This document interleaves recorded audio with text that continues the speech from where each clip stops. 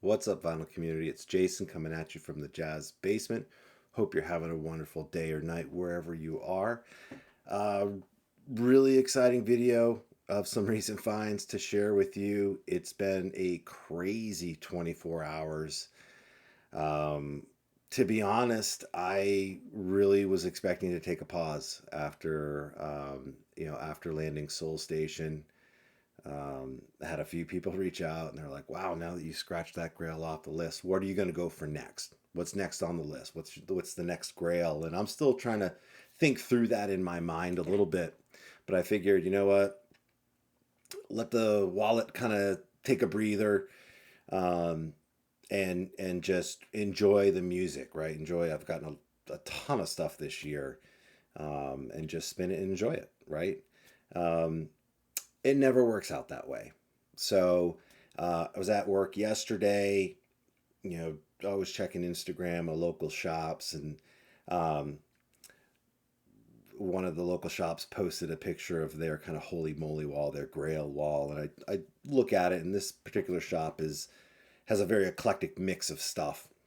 And I kind of looked in the bottom shelf, and I saw this one particular album, and so I messaged the shop owner. I was like, "Hey man, tell me what's going on with this one." He's like, "Oh, I just got it in. It's pretty clean. There's a small feelable scratch on one of the tracks, but it doesn't affect play." I said, "Cool, hold it for me. I'm coming in." So on my way home from work, I stopped by the shop and picked up this bad boy, the Cats, featuring Tommy Flanagan on piano, John Coltrane on saxophone, Kenny Burrell on guitar, and Idris Suleiman on trumpet. So, New Jazz it was an imprint of Prestige. This is a beautiful copy. It's an original 1959 press on the beautiful purple New Jazz labels, Deep Groove, RVG, everything. In great shape. The cover itself, pretty much perfect. A little bit of edge wear. But this is one I had a Japanese press of, and it was really, really impressed. I made the mistake thinking this was a John Coltrane album, and for whatever reason, never put two and two together. But it's actually a Tommy Flanagan album. And Tommy Flanagan is a wonderful pianist. His stuff is a little bit harder to find. This is not easy to find. He has a very expensive album called Overseas, which is sort of a green cover, and it just says Tommy Flanagan over, and then it's literally rows of the letter C. And that's like a $3,000 record that you're probably never going to see in the wild. But anyway, this is a wonderful, wonderful record. Great piano playing. Everyone has space. It's a good mix of songs, and just awesome. Really enjoy it. Definitely worth a spin. When I was in there, it was a slow day in the shop. It was raining here in Washington D.C. as it was today, and went over to the kind of the rare jazz section or whatever, and for this shop, rare jazz is $20 or more. And was flipping through and said, let me take a look. There's probably 20 LPs in there, and found this one and said, this blind buy, let's go. It is the Avant Garde, John Coltrane and Don Cherry. It's on Atlantic mono. I don't know if this is a first press or not. It wasn't that expensive, but the beautiful orange and plum labels, or red and plum labels. Uh, I spun this briefly tonight. It's Don Cherry's kind of known for being out there, kind of on the freer jazz avant garde. I don't draw a huge distinction between the two, but this is definitely Coltrane. This is basically the last album, or one of the last albums before he really transitioned into kind of that freer spiritual jazz stuff. This is pretty accessible. I was pleasantly surprised. The price was right. I think it was $30. It's very clean, and this was the one album that I didn't have in the Coltrane Atlantic collection. I love his Atlantic output, as I've mentioned before. So happy to have this in. Didn't break the bank, and again, exploring, kind of pushing the boundaries a little bit with Don Cherry. I don't have any Don Cherry stuff, so this will be a good intro. So that was yesterday. This morning, mailman comes off, drops me a package. Um, really excited for this one. This is through an Instagram friend that was, I think they were in either Austin or Denver. I guess the Denver record show was a big one. Bought some Grails and had to sell some Grails to buy some Grails. Sometimes that's how it works. But he offered this one up, and I jumped on it in a heartbeat. It is Whistle Stop. Kenny Dorham, Hank Mobley, Kenny Drew, Paul Chambers, and Philly Joe Jones. This is an Blue Note 4063. It is not deep groove, but it is an early press. So I have not spun this, but with that lineup, that's a no lose. I know this is a phenomenal album. It's really tough to find. I got a really good price on it. It's a strong VG copy visually. I've cleaned it up. I would say it plays VG plus. So win in my book. If I can upgrade it down the road, I will. If not, completely happy with this one. I love Kenny Dorham and I love Hank Mobley. So really, really excited to get this one. And then today, it's Mother's Day weekend. Strange things happen, and basically I had like a 2-hour period where I kind of had some free time to do whatever I wanted. And I wanted to go to a local shop because I had a non-jazz record that was on hold, which is actually up on the corner. It's Love Forever Changes. It's not an original press. It's like a second press or something like that. I don't care so much for the classic rock. If it's clean, I'm happy. If it's an early press, so I had to go pick it up. And I walked into the shop, and I know them well, and they know that I'm into jazz. And they're like, "Oh, hey, we're putting some stuff out today. You want to take a quick preview?" And they had asked me in particular if I was looking for this one particular album that they were putting out, and I'll tell that story later. Anyway, so they're like, "Hey, we got a ton of Coltrane and some Sonny Rollins. Like, you want to take a look?" I was like, "Yeah, absolutely." And there was a really good mix of stuff. They have someone that comes in every couple of weeks and is slowly selling off their collection, and they take really good care of their records. Everything that I've gotten from them is very, very clean from this collection. So I started to flip through. They gave me a small stack. They hadn't priced everything out. And the first one that caught my eye was this one, Crescent, John Coltrane Quartet.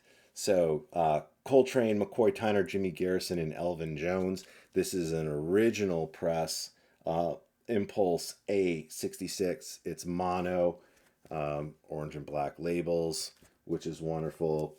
Beautiful, beautiful shape. This is a great late night spin.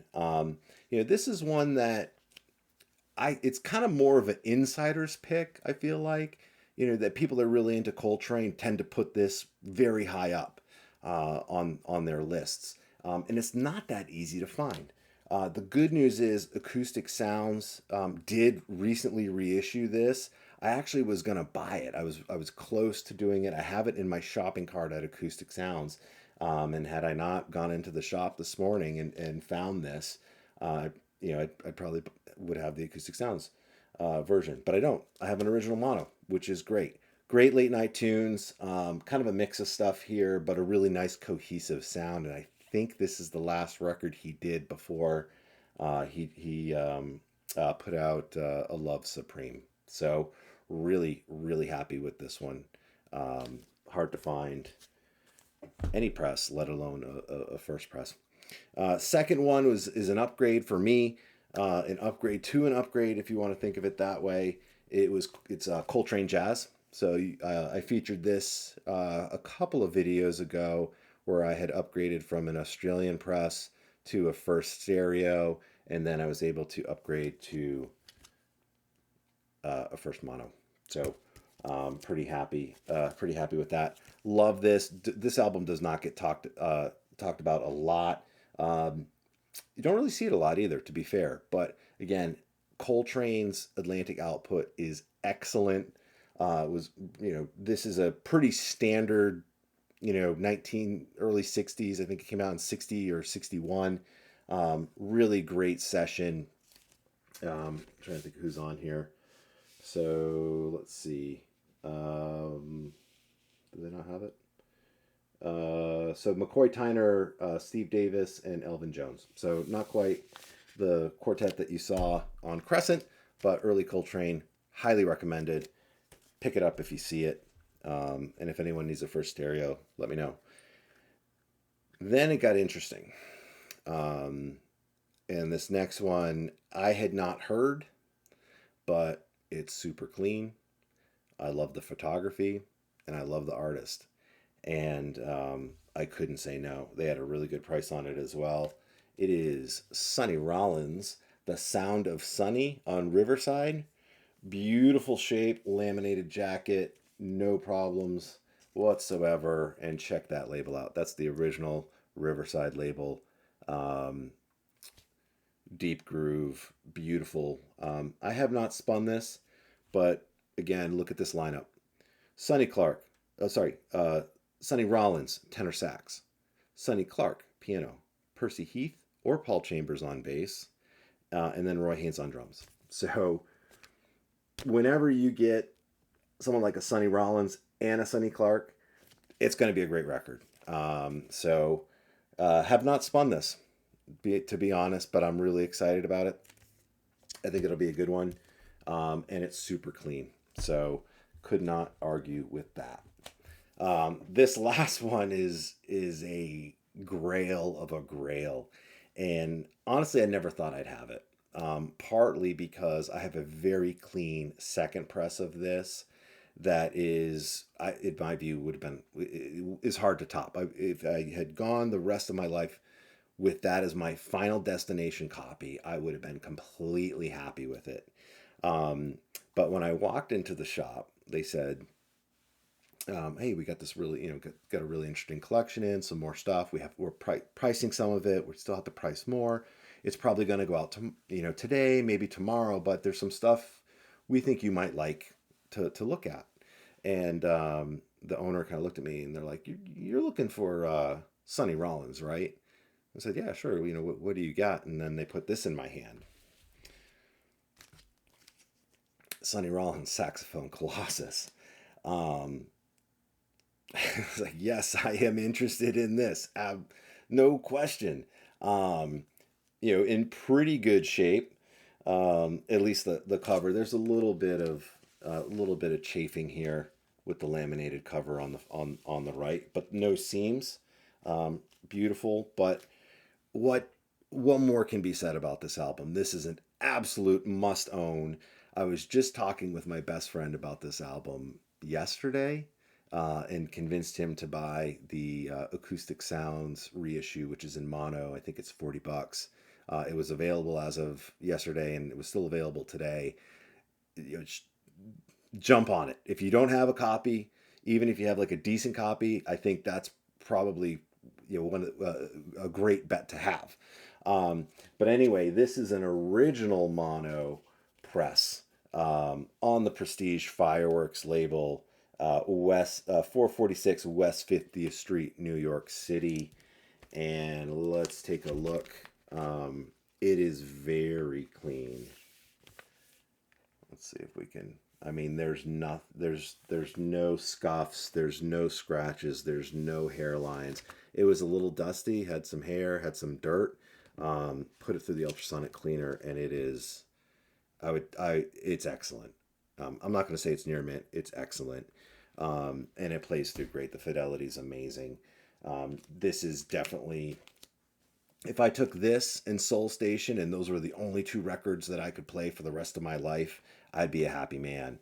But really excited to have this one, an original press of saxophone Colossus. My mind's blown. Oh yeah, real quick.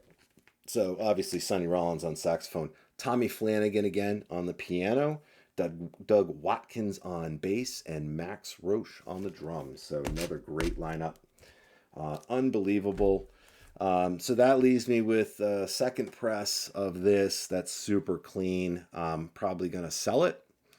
Um, if there's anyone out there that's interested that, wants to hit me up, the jazzbasement at gmail.com. I have a couple of friends that might be interested in it, so I'm going to offer it up to them. But if not, if there's someone else there, someone else in the vinyl community that is a serious buyer, that may be interested, let me know, and hit me up. It's a must own. I'm probably going to AB them, to be honest, just to see, is there a difference between a first press and a second press? I was reading somewhere that someone could tell the difference between the first press and a second press, and it was pretty obvious. I'm not sure it's going to be that obvious, but we'll see. I'll report back next video. I still owe you, the vinyl community, my 1 year anniversary. I guess it's a year and a month now. And then also my system, which you can see over my shoulders, has changed a few things here and there. So I'm going to give you a system tour, probably in the next month or two. I'm waiting on a couple of more things to fall into place. But anyway, thank you so much for watching. I hope you're having a great night. Happy Mother's Day to all the mothers out there. If you have a mother, make sure you give them a call tomorrow.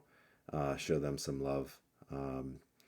And other than that, have a great weekend. Talk to you next time. Thanks.